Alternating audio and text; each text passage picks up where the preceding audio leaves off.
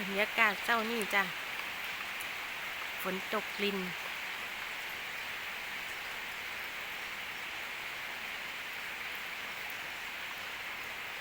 ก็สิมืดครึ้มไปแบบนี้แล้วจ้ะ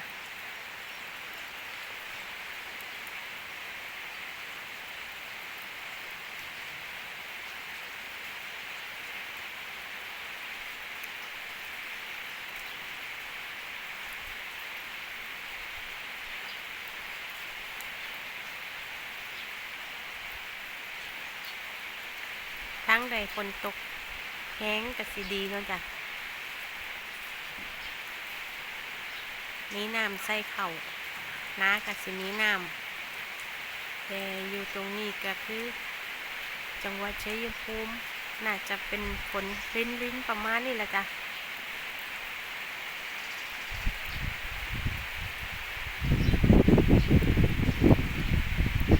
แต่อากาศดีจ้ะเย็นสบาย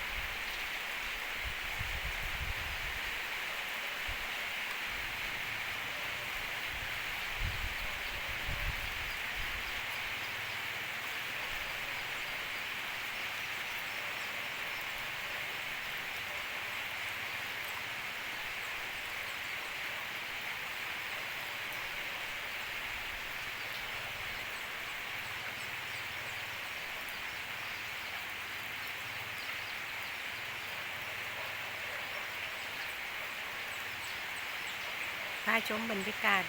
ฝนรินจ้ะขอบคุณทุกการรับชมขอบคุณทุกกำลังใจขอบคุณทุกการกดไลค์จ้า